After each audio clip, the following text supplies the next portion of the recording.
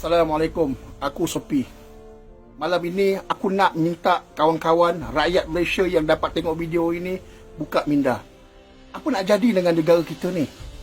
Apa nak jadi dengan Malaysia sekarang ini? Semua mata tertumpu melihat Malaysia bukan sebagai sebuah negara yang bakal bergerak ke arah yang lebih baik. Tetapi dunia melihat negara menjadi bahan lelucon, menjadi bahan jenaka. Konon-kononnya Malaysia ini selepas ini akan berdiri kembali semula kuat. Tetapi sistem yang kita guna sekarang adalah sistem ke belakang. Kenapa aku cakap macam tu? Apa nak jadi bila kita bertanding dalam pilihan raya? Duit kita berbilion-bilion habis untuk mengadakan pilihan raya. Kita menyusahkan rakyat, suruh diorang ambil cuti, naik kereta jam dekat highway, berjam-jam, semata-mata nak balik kampung untuk menunaikan tanggungjawab. Duit habis berbilion-bilion, banjir, redah, hanya untuk memilih pemimpin dan pemerintah hasil daripada dealing belakang antara yang kalah dengan yang kalah, berunding dengan yang kalah untuk menjadi sebuah kerajaan. Jadi yang menang tadi tu, yang rakyat turun tadi tu hanya untuk buat perubahan memilih pemimpin dan parti yang layak, tidak boleh membentuk kerajaan hanya kerana sistem yang ada di dalam negara kita terbentuknya begitu. Ini apa nak jadi ni? Kita tak sedar ke? Kita ni yang konon-kononnya lebih atas daripada Indonesia, malah Indonesia bergerak mencatur dan mengatur sistem dalam negara dia, memilih pemimpin, memilih partai-partai yang lebih baik untuk mentadbir rakyat dia dan negaranya menggunakan sistem yang mudah. Tengok macam mana sistem mereka memilih seorang presiden. Bila dah bertanding dalam pilihan raya, akan ada 5 atau 6 parti yang berada dalam posisi yang rankingnya daripada atas ke bawah. Mereka mengurangkan, hanya tinggal 2. Dia pun pilih siapa Perdana Menteri, Presiden. Ini pun pilih mana Presiden. Dan akhirnya rakyat pilih antara 2. Tak pening kepala, akhirnya itu yang jadi Presiden dia. Ya, mereka republik, kita demokrasi perlembagaan berbeza, saya faham. Akan tetapi seharusnya kita memang menjadi lebih mudah, menjadi lebih sistem untuk mengangkat pemerintah dan Perdana Menteri. Tetapi malangnya kita punya sistem ini lebih teruk dari mereka. Apa nak jadi? Bertanding pilihan raya, yang menang majoriti tidak boleh bentuk kerajaan, tak boleh memilih Perdana Menteri. Tetapi yang dealing di belakang antara si kalah dengan si kalah, akhirnya membentuk kerajaan dan menjadi Perdana Menteri. Jadi lebih baik tak payah buat pilihan raya. Parti-parti yang ada hanya berbincang di belakang, dealing dengan parti-parti sama-sama dengan korang. Kemudian pergi jumpa raja, pergi jumpa agung, tuanku, ini yang kami ada. Apa dia yang kami bawa? Ini akuan bersumpah daripada parti-parti ini, menyatakan sokongan kepada parti kami untuk memilih Perdana Menteri ini. Yang satu pihak lagi pun sama, bawa benda yang sama. Kemudian menjadi pertimbangan yang Pertuan Agong untuk memilih. Yang akhirnya tuanku buat keputusan. Tuanku setelah melihat keadaan parti-parti ini, tuanku memilih parti ini dan Perdana Menteri ini. Mudah.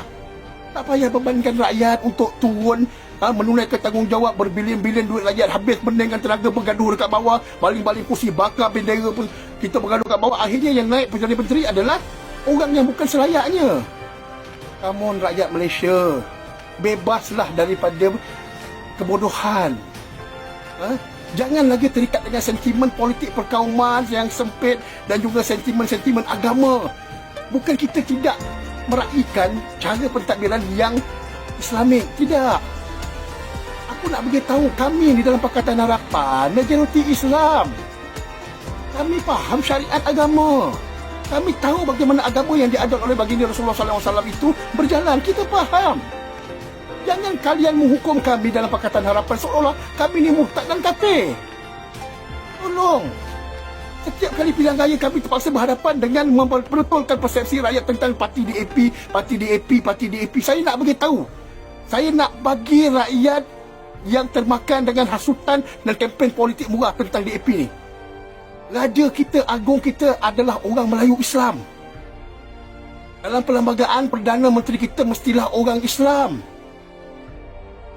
Ketua-ketua terus angkatan tentera sehingga daripada atas sampai ke bawah majoriti ni adalah orang Islam. PDRM polis yang berada daripada atas hingga ke bawah majoriti dia adalah orang Islam. Penduduk Malaysia majoriti dia adalah bangsa dan agamanya orang Melayu Islam. Hanya kerana parti DAP korang jadi takut mengalahkan kamu tu berhadapan dengan satu senjata nuklear yang akan membunuh kita dalam masa yang serentak dan kita mati kesemuanya orang Islam dekat Malaysia ni. Apa nak jadi takut dengan DAP ni? Kalau DAP ni kalaulah menjadi ancaman, yang saya sebut daripada atas sampai ke bawah tadi, yang Islam daripada agung, daripada Perdana Menteri, daripada tentera, daripada polis, daripada rakyat ni, kita nak tengok saja ke kalau dia betul DAP ni menjadi ancaman, kita Islam yang ada ni semua jadi kayu ke nak menengok kan diorang nak membunuh kita, mereka nak memperalatkan kita? Pakai otak. Kempen politik Cina DAP ni dah habis dah, tak ada zamannya lagi dah. Kita sekarang menuju ke arah milenium. Tengok negara tetangga kita Indonesia tu, tengok. Kalau tak boleh pergi ke negara dia, buka internet. Baru-baru ni G20, Indonesia berada dalam kelompok negara perekonomian terbesar dengan negara-negara besar dunia. Kita dekat mana? Heboh kita berpolitik dengan cara bodoh, cara kuno ni. Kau masukkan dalam TikTok, kau masukkan dalam Instagram, kau masukkan dalam FB, berkempen tentang DAP Cina, DAP akan merosakkan orang Melayu, DAP akan... malulah. Malu. Korang yang ada ni bukan budak-budak kecil yang tak ada akal, yang belum balik lagi. Umur dah 18 ke atas dah boleh fikir.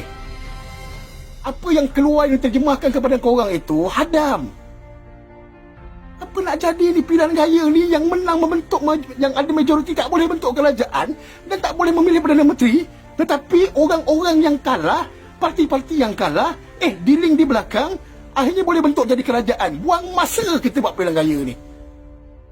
Tolong jadi rakyat yang cerdik, merdeka dari pembodohan, merdeka dari kesombongan, merdeka daripada kejahilan dan kemunafikan. Jadi rakyat Malaysia yang merdeka, bukan merdeka daripada pemerintah penjajah, bukan.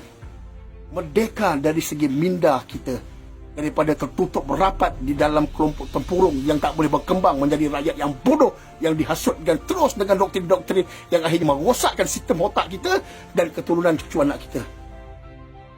Ingat, mulai pada hari ini, didik diri kita menjadi rakyat yang merdeka dan cerdik, dan jangan senang-senang diperbodohkan. Aku Sopi. Assalamualaikum warahmatullahi wabarakatuh.